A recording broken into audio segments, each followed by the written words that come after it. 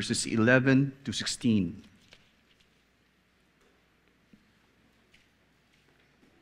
Acts chapter 3, verses 11 to 16. So church, hear the word of the Lord. While he clung to Peter and John, all the people, utterly astounded, ran together to them in the portico called Solomon's. And when Peter saw it, he addressed the people, "Men of Israel, why do you wonder at this? Or why do you stare at us, as though by our own power or piety we have made him walk? The God of Abraham, the God of Isaac, and the God of Jacob, the God of our fathers, glorified his servant Jesus, whom you delivered over and denied in the presence of Pilate when he had decided to release him. But you denied the holy and righteous one and asked for a murderer to be granted to you, and you killed the author of life, whom God raised from the dead. To this we are witnesses, and his name, by faith in his name, has made this man strong, whom you see and know, and the faith that is through Jesus has given the man this perfect health in the presence of you all." So church, this is the word of the Lord. Amen. Sige po, please be seated.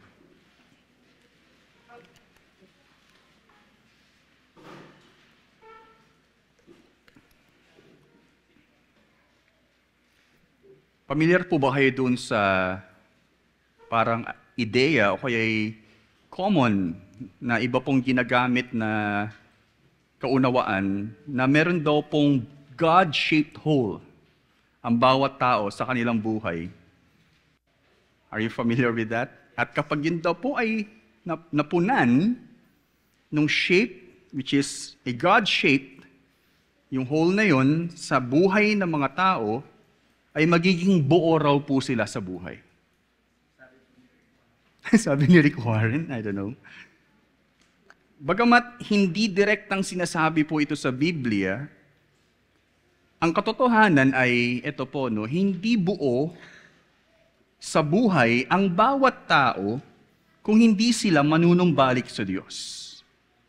All of us are living broken lives until we will truly go back and repent to the Lord, turn to the Lord, and we will be made whole. Ano nga ba ang nararapat na mangyari para makamit ang kabuuan natin sa buhay? What should take place, or what should we do, or what's the right response so that we will be made whole in the Lord? Pinamagatan natin ang sermong ito base sa ating teksto na The Way to Wholeness. The Way to Wholeness. The central message or ang sentrong mensahe nito ay the way to wholeness is through faith in Jesus and in the power of his name. The way to wholeness is through faith in Jesus and in the power of his name. We will see in the text, or we have read already, that Peter and John faced the crowd, actually the crowd who went to them, na pumunta sa kanila. And they actually explained kung ano yung nangyari, kung paano bumalik o kaya nanumbalik sa maayos na pangangatawan yung lumpong lalaki na humihingi rin po ng limos. Paano daw po nangyari yun? So he explained actually that it is through faith in the name of Jesus that this man, yung health niya was perfectly restored. No, but the message that he wants to really deliver to these people is, you can also be made whole. Not merely in physical aspect, but the true wholeness can be found through faith in Jesus and in the power of his name. Now, para po sa mga bata, ito yung simple idea. Only Jesus makes us whole. Okay, you can write that. Only Jesus makes us whole. Okay? Pinapatotoo ito sa teksto. Pinapatotoo sa teksto ang tatlong mahalagang tugon na nararapat dito. So I treated this as something na by implication, Peter in these words, in proclaiming to them that the God that they worship, and through Jesus, na pinakita niya ng husto kahit pa sa simula yung kanyang kapangyarihan, and now through Jesus, patuloy niyang pinapamalas ang kanyang kapangyarihan, pero siyang sinugo ng Diyos, pero inyong hinatulang may sala, pinwersa niyong siya ay sabihin natin, mauwi sa pagkapako sa krus to the Gentile people, pero He was risen from the dead. So, apparently, the truth about Jesus Christ is what they ought to know. So first is, by implication again, this is how we can treat this. The first response is we should recognize who Jesus is. Recognize who Jesus is. At least in the context of the Israelites, Jesus as the sabihin natin, revealed Son of God, they ought to recognize kung sino talaga siya. Right? No, okay, not merely from the words of these men, but from the revelation of God since the beginning pa, no? At least from the forefathers. So first is recognize who Jesus is, and then second, acknowledge your sin and guilt. Because Peter here apparently is not only addressing the truth about Jesus, but what they did to Him, which is, at the root of it, sila po talaga ay may namumuhay sa kasalanan in rebellion to God. So, Peter here is revealing to them that you have sinned against God by delivering Jesus to death on the cross. By implication, acknowledge your sin and guilt. And third, yes, you have to believe or put your faith in Jesus. Believe in the name of Jesus. There's that emphasis in the name of Jesus. Actually, naisip ko nga lang din po kahit sa ating simple prayer before meal, why are we ending in a prayer in the name of Jesus? Because it's not simply a mantra, kumbaga, that when you utter that name, some kind of extraordinary thing will happen as we eat. No. We have to recognize the authority of Jesus. Sabi nga, from whom all blessings flow from the triune God. In everything, so the authority of the name of the Lord and Savior Jesus Christ. For the kids, or para po sa mga bata, 3 words also: know, admit, and trust. At least as you read these texts, this is what you can at least learn from this, no? Know, admit, or remember these words: know, admit, and trust. Now, first, recognize who Jesus is. Alam po natin na sa pag-aakala nila Pedro at Juan sa pagtungo sa templo, which is the typical practice of these people, na tumungo sa hour of prayer in the temple, akala po nila na simpleng mananalangin lang po sila roon. Excuse me. What happened is, nagsilbi itong pribilehiyo para maipahayag patuloy si Jesus sa maraming tao. That became an opportunity for them to proclaim who Jesus is. Actually, first, through the healing of the lame beggar, na unang naiproklama yung kapangyarihan ng Diyos sa otoridad ni Jesucristo, sabi nga, in the name of Jesus of Nazareth, rise up and walk. Naiproklama, yung katotohanan ni Jesucristo sa pagtungo lamang nila doon dahil may isang lame beggar, pinansin po nila intentionally. At now here, matapos mapagaling at mabago ang kilalang lalaking nanlilimos na may kapansanan, ito po yung sunod na nangyari. In verse 11, let's read. While he clung to Peter and John, that man, all the people, utterly astounded, ran together to them in the portico called Solomon's.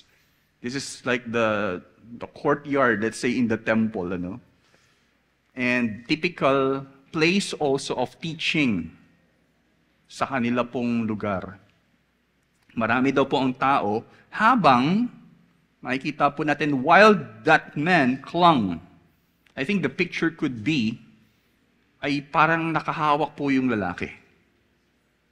Bagamat he is totally restored. Lumalabas na nagdulot nga po yung pangyayaring iyon ng positibong reaksyon. Dahil tumungo ang maraming tao, marami po ito, sa templo, sa parte na karaniwan nga pong nagaganap yung pagtuturo. Okay?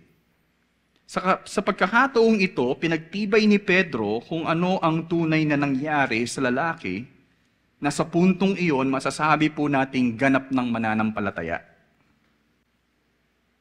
Okay? Because, at least doon po sa dulo, at least sa ating teksto, sinabi ni Pedro, by faith in His name, and sabi po rito, and His name, by faith in His name, has made this man strong, whom you see and know, and the faith that is through Jesus has given the man this perfect health in the presence of you all. Nanampalataya daw po siya kay Jesucristo. So sa puntong iyon, na siya po si Pedro, ay nais magbigay ng salita sa mga taong ito, gusto niyang mabigyan ng patotoo kung ano nga ba yung nangyari dito po sa taong ito, na sila nga po ay namangha. Because this man is since birth, siya po ay may ganong kalagayan, and all of a sudden, napagaling po siya. Before, such people that are, sabihin po natin, hindi kompleto sa kanila pong physical na aspeto rin, they cannot actually simply enter the temple.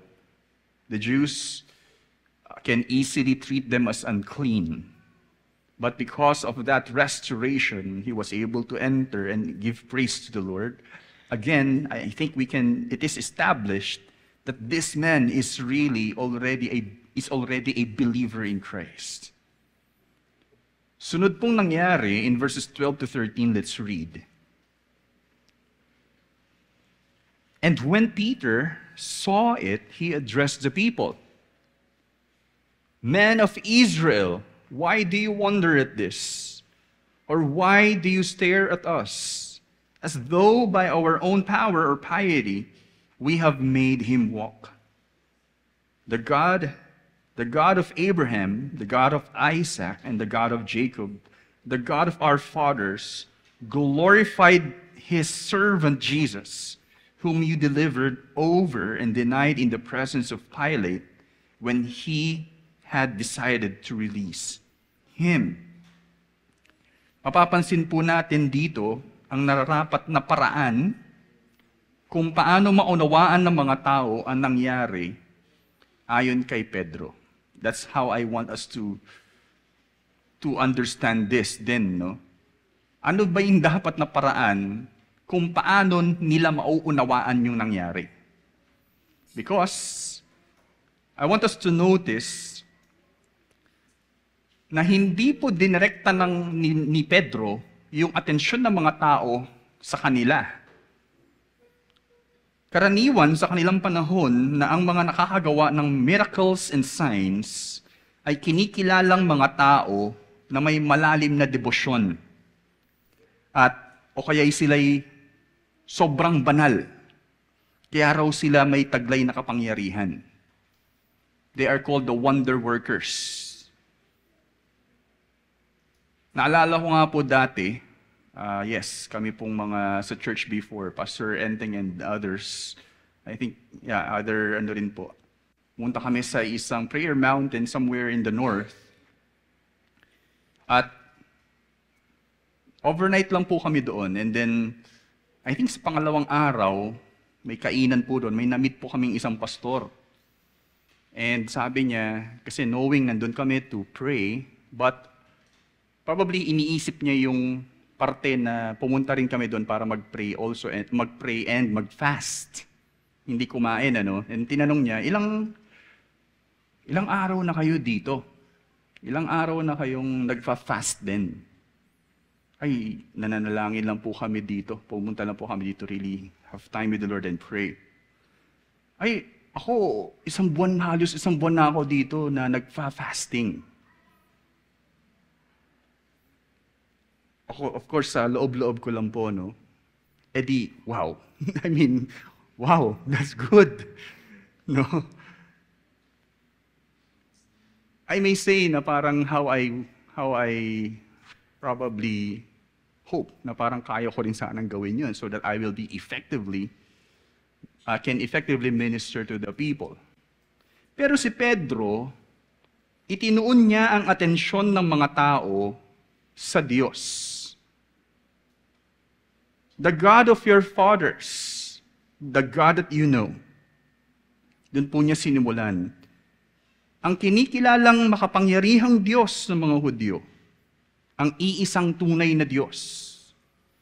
At hindi sa kanilang mga sarili na tila mga espesyal na panauhin. Hindi niya rin po, tinanggal niya rin yung atensyon ng mga tao dun sa taong gumaling. Tingnan niyo siya ngayon. Pinapatotoo ni Pedro na ang tunay na Diyos na tinatanghal nilang mga Hudyo ay nagpamalas, dito po sa kanyang pananalita, nagpamalas ng higit niyang kapangyarihan kay Jesucristo. Ito po'y nais niyang puntuhin. Si Jesucristo, ang masasabing higit na revelasyon ng Diyos sa sangkatauhan, na siyang deklarasyon ng kanyang kapangyarihan, lalong-lalo na sa sumpa ng kasalanan, at siyang pundasyon, sabihin natin, na maglulungsad ng panunumbalik ng buong mundo. Hindi kawalan ng pruweba, ito po ang gusto kong rin puntuhin, hindi kawalan ng pruweba sa pagiging Mesiyas ni Jesus ang dahilan ng pagtanggi ng tao, kundi ang puso nilang swail na hindi nais tanggapin kung sino siya. I want to notice, actually to bigyan pansin, kung bakit sinasabi ni Pedro yung patotoo patungkol sa Diyos. Na, in the context of the Jews, they cannot deny that they are one with the many people na nagdala kay Jesus tungo sa krus. Why are they that, kumbaga parang outrageous, na ipaipako si Jesus? Why? Because Jesus is claiming He's the Messiah. And they cannot accept that. But at the root of it, they are really in rebellion to God. It is their sin, it is their wretchedness, masasabi po natin, na pinakadahilan kung bakit tinatanggihan ng tao si Jesus bilang tunay na Panginoon at tagapagligtas. It is not because of, kumbaga, lack of evidences. Maybe some scholars can, kumbaga, parang argue that Jesus is not really the Messiah. Pero po, ang katotohanan, alam po natin na ang mga tao in the foolishness of our hearts, gusto po nating, ayaw po talaga nating sumampalataya kay Jesus na sugo ng Diyos. They are even fool enough, kumbaga, to deny that Jesus has risen from the dead. Kasi masasabi na po natin, if there is one proof na talagang na-validate ang pagiging Mesiyas ni Jesus, that is through the resurrection. And that event, maybe, probably, mas lalong nagbigay ng conviction sa kanila in that kind of response na ayaw nila sa Diyos. Dahil I think hindi po nila madedeny yung resurrection. And again, we know in Romans 1:21, Paul said, "For although they knew God, they did not honor him as God or give thanks to him, but they became futile in their thinking, and their foolish hearts were darkened." We can sense here that Paul is talking to all men in the wretchedness of our hearts. Kahit alam natin na merong Diyos, totoong Diyos, ito po ang inclination, na yung ating pag-iisip ay parang naging wala pong, kumbaga, saysay sa pag-iisip, senseless. At sinunod po nila yung mga sarili nilang mga intensyon. By implication again, mamuhay ka sa katotohanan na ipinahayag ng Diyos sa kanyang salita at huwag sa dinidikta ng iyong puso at kaisipan. This is how at least we can see right through the people na ina-address po ni Pedro sa kanyang mga sinasabi. He is testifying who God is, especially in Jesus Christ, but he is sounding like they are rejecting him, especially leading Jesus to the cross. Tanghalin mo si Jesus na tunay na Panginoon at tagapagligtas ayon sa pagkilala sa Kanya ng Diyos Ama at sa hindi maikakailang kalwalhatian niya sa krus. I want us also to think about this. Na ang nagpapatotoo po mismo, at least kung ikaw ay Hudyo, kilala mo ang tunay na Diyos, yung conviction na yun, at pinapatotoo na si Jesus nga po ang kanyang anak, o kaya'y Mesiyas, itinalagang Mesiyas. At pagdating sa krus, na bagamat siya po ay napako, actually, before siyang mapako, it seems like talagang he is willing na siya nga po ay talagang kumbaga mahatulan, hindi po siya nag-resist, kahit po si Pilate ay walang ebidensya. Sabi nga sa picture ng prophecy ni Isaiah, he's like a sheep who is silent before its shearers. Talagang siya po ay tahimik lamang. At nung siya po ay namatay, many witnesses ang naka-proof na siya po ay hindi talaga humantong sa ganap na kamatayan. Siya po ay nabuhay muli. Right from the understanding that Jesus is indeed the Lord, the Messiah, at yung pagtingin po natin sa krus ay tunay na kaluwalhatian na ipinamalas ng Diyos. Kaya dun po natin kilalanin si Jesus. Okay, again, right from the words of Peter here, by implication, we can learn that we have to recognize who Jesus is. And second, acknowledge your sin and guilt. Acknowledge your sin and guilt.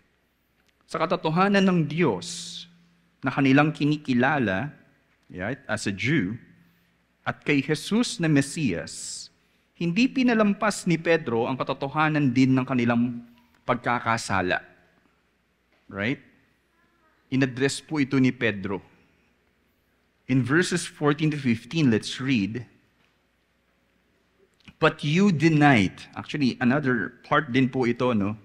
Sinabi niya na po kasi, whom you delivered. And then in verse 14, but you denied the holy and righteous one, and asked for a murderer to be granted to you. And you killed the author of life, whom God raised from the dead. To this we are witnesses. Peter is recognizing Jesus as the holy. Sinasabi po rito, ang banal at matuwid. The just also. Matuwid na Panginoon. Itinakwil nila ito. Bagamat ito po si Jesus. Itinakwil si Jesus, rejected, denied, at ipinako sa krus. Hindi lang basta nila binaliwala kung sino si Jesus, ignore Jesus, kundi pinursige nilang mapahinto si Jesus sa pamamagitan ng pinakamatinding kaparusahan ng mga Romano. Two things happened here, no? The sin of ignorance na tinatawag. Ibig pong sabihin, this is who Jesus is. Inignore po nila yung katotohanan ni Jesus. At the same time, yung willful sin, they willfully brought Jesus to be punished much more sa pinakamatinding kaparusahan para sa mga Romano. Grabe po yung makikita nating kinalabasan ng rebellion, at least ng mga taong ina-address po ni Pedro po rito. Hindi lang nila basta, no? Pero sa kabila, ito po ang wonder. Sa kabila ng pagkamatay ni Jesus sa krus, na siya ring may akda ng buhay, the author of life, yung play of words ni Peter po rito, ay binuhay siya ng Diyos bilang patotoo na siya ang itinakdang tunay na tagapagligtas. They thought they can simply, in their, kumbaga, will, dalhin si Jesus, saka mapahinto si Jesus.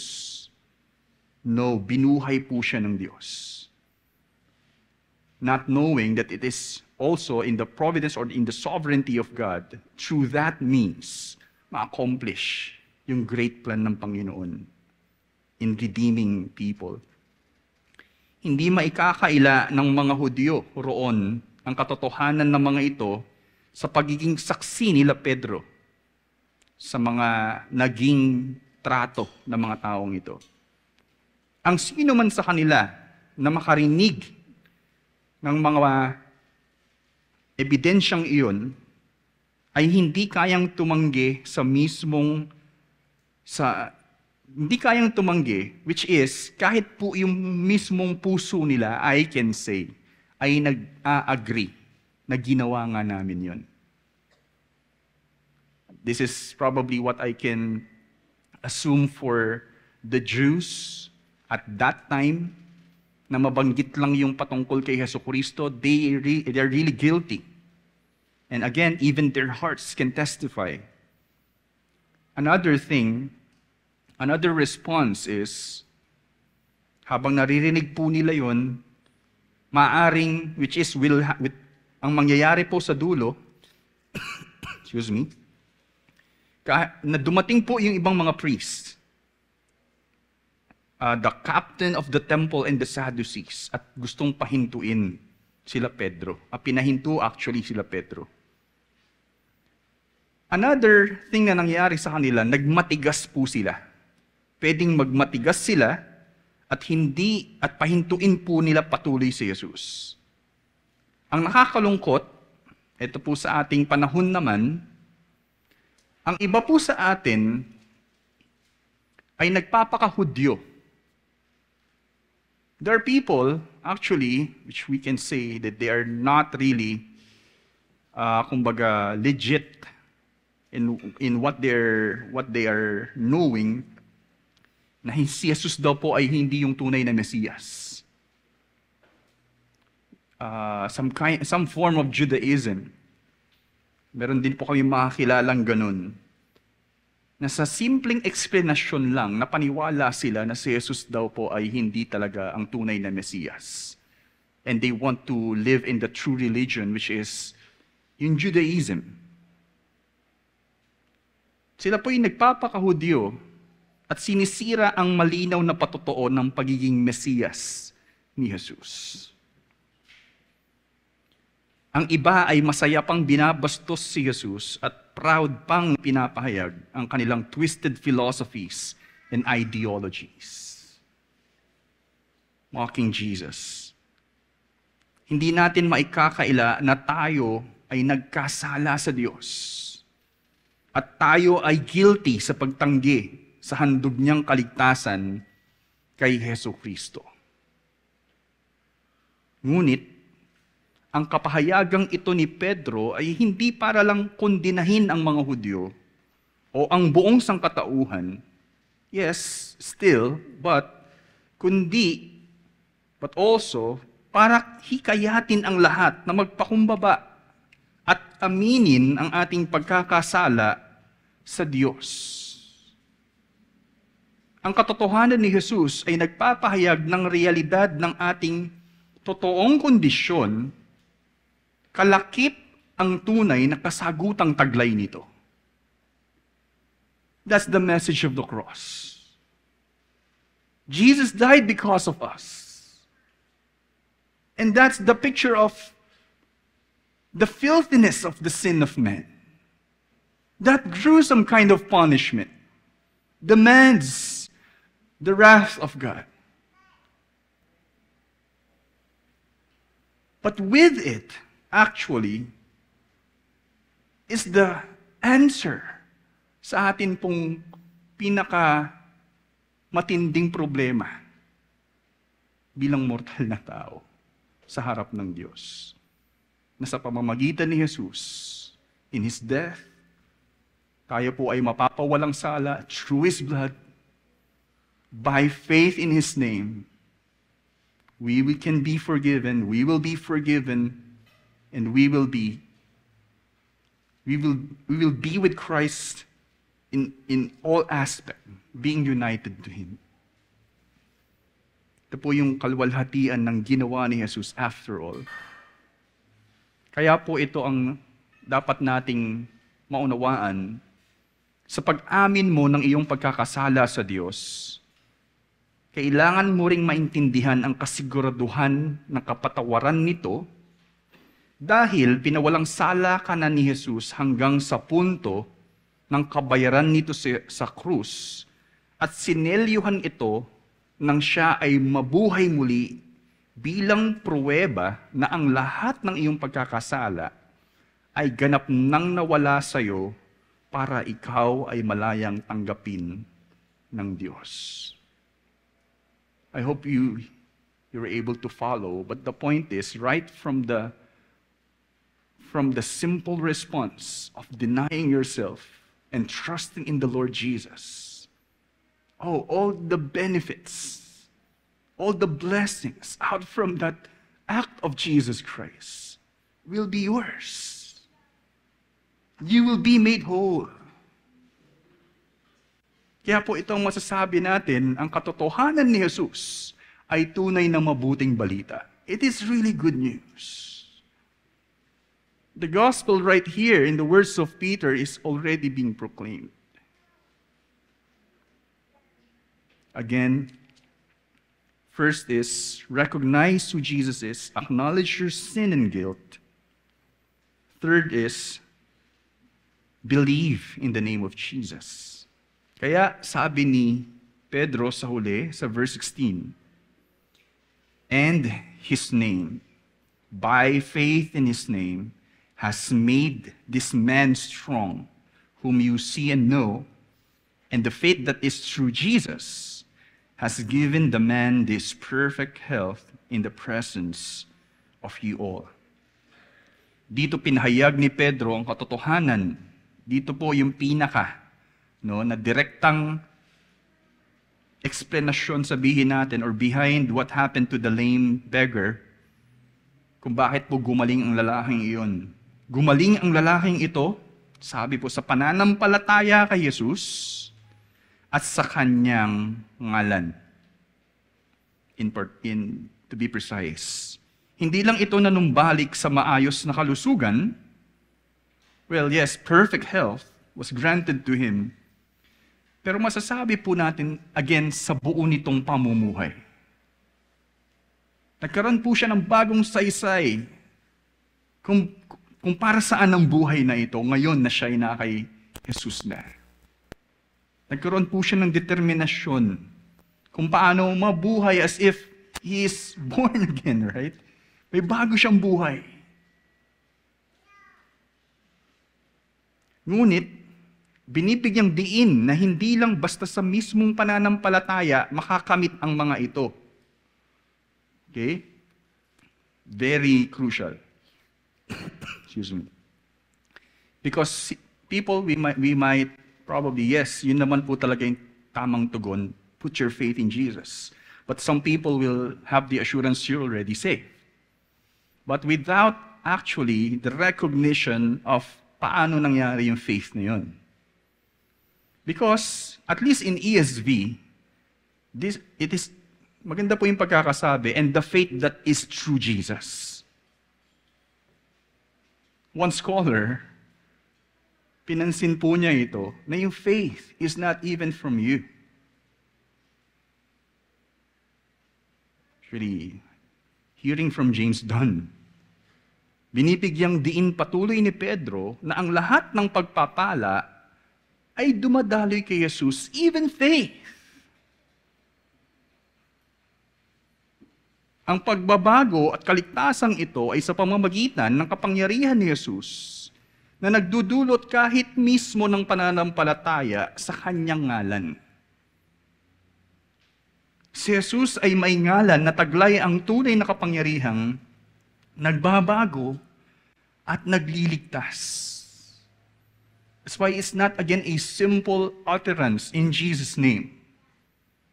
No, you're claiming that in Jesus you will be saved. You will be forgiven. Not through any other name. Not even through you.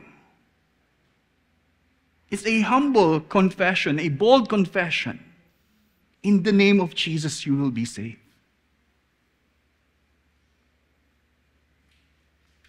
Pinapatotoo ni Pedro sa kanyang mga salita kasama ang lahat ng apostol na ang kaligtasan ay, again, in Latin, soli Deo Gloria. O kaya, to God alone be the glory. That's why I'm emphasizing earlier, ito yung tamang paano in-address ni Pedro ng tama. In Romans 11:36, we all know this, for from Him, through Him, and to Him are all things, to Him be glory forever. Kaya naligtas yung taong yun. Ang kaligtasan ay sa pamamagitan ni Jesus na mismong daluyan ng pagpapala pati ng pananampalataya. This is how glorious yung salvation. Sa madaling salita, manampalataya ka kay Jesus ayon sa kanyang pagmamahal para ikaw ay manampalataya at sukdulang biyaya na katangian ng kanyang ngalan. That's who Jesus is. Para ikaw ay maligtas.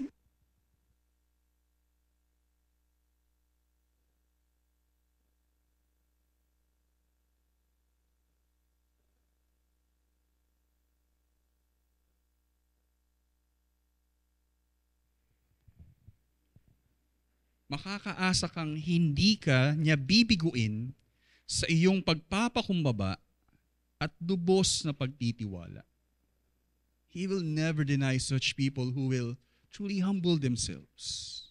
Or in your humility, you can expect that God is merciful and gracious to truly save you and for you to be renewed. Pinatotoo sa teksto ang tatlong mahalagang tugon sa katotohanan ni Jesus. Three things again. First response, recognize who Jesus is. The truth of who Jesus is.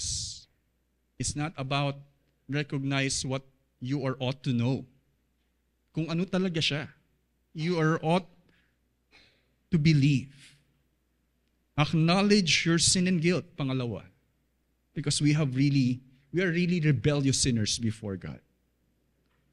Admit it. And third, makakaasa ka, again, believe in the name of the true Savior who is Jesus Christ. O kaya know, admit, at trust. Naisip ko lang po ito. Yung contemporary ng lumpo sa ating panahon, isa po sa inspirasyon ko, na godly people. Hindi ko pa siya ganun kakilala compared sa ibang mga fina-follow kong mga pastor theologian. Pero at least one podcast, I heard this woman, si Joni Eareckson Tada. Kilala niyo po ba siya? Some people? Yeah. I think lahat, if I can be extreme, lahat ng pastor dapat makinig sa kanya. She is not academic. Pero pagdating po sa pagmiministeryo sa mga suffering individuals, marami tayong matututunan sa kanya. Si Joni Eareckson Tada, nung siya po ay 17 years old, sa isang dagat, lumusong po siya. And after a while, dahil hindi niya na po, may something wrong sa kanyang katawan. And then the diagnosis, she ended up as quadriplegic. There are 4 limbs tayo. All the 4, hindi niya na magalaw. The nerve na nagko-control, wala na po siyang kakayanan para mangyari yung paggalaw na yun. Since 17 years old. Now she is 75. In my calculation, 58. Siyang quadriplegic. 58 years old. 58 years na siyang nagsasuffer in quadriplegic. What happened? Humantong po siya sa deep depression. Apparently, siya po ay isang talented woman din po pala. Pero yun yung nangyari sa kanya. Ngunit, sa habag ng Diyos, siya ay nakakilala kay Jesus sa tulong ng mga kaibigan niyang Kristiyano. Apparently, may mga Christian friends na tumulong sa kanya. Kung hindi dahil sa mga kaibigan niyang mga Kristiyano na nagtiyaga na pumunta sa ospital sa kanya at manalangin,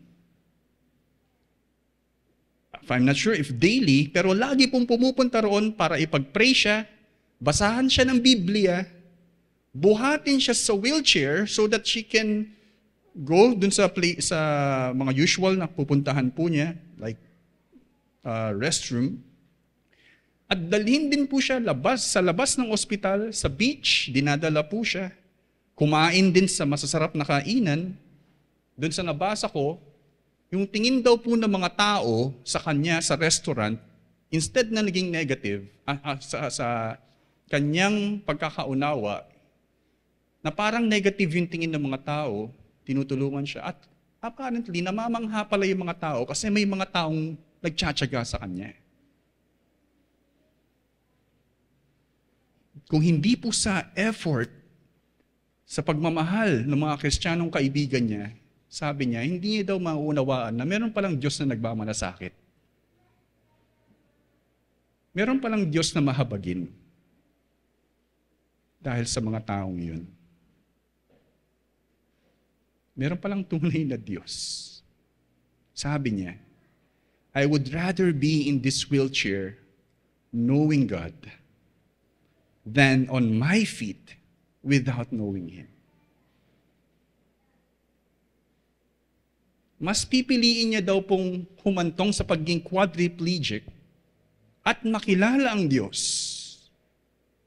kaysa maging buo siya, hindi niya naman kilala ang Diyos. Apparently, in the providence of God, naligtas si Joni Eareckson Tada because of what happened to her. Siya ngayon ay may malaking ministeryo na tumatakbo na for 48 years. I want to actually play around kung ano yung nangyari dun sa lame man in the story. Baka nagkaroon din siya ng gospel ministry. Nakapag-distribute na siya ng over 200,000 wheelchair all over the world. At 100,000 Bibles. Mas marami pa yung wheelchair na na-distribute niya kaysa sa Bibles throughout the world. Hindi man siya buo sa kanyang physical na aspeto, pero siya ay higit na naging buo sa buhay dahil kay Jesucristo. And ito po yung naiisip ko, no? Which probably ito rin yung dinidesire niya. Inaasam niya ang panahon na siya ay buong buo sa pangangatawan, na makakapagsamba rin sa Diyos, hindi lang sa loob ng templo, pero sa harap-harapan mismo ng presensya ng Diyos. He's longing for the day na maging buo rin po siya. At ma-express niya rin yung pasasalamat sa Diyos, not inside the temple like this man, but right in the very presence of God. Naway mapagtanto mo ng gusto ang katotohanan ng mensahe sa atin sa umagang ito. The way to wholeness is through faith in Jesus and in the power of His name. Iba-iba po tayo ng sitwasyon. Iba-iba tayo ng nilalakaran sa buhay. Ang Diyos ay nagmamahal at gusto kanyang panumbalik sa Kanya. Put your faith in Jesus for who He is and believe in the power of His name. The way to wholeness is only through Jesus Christ. Whatever you're carrying right now, whoever you are, this is the truth. Let us pray.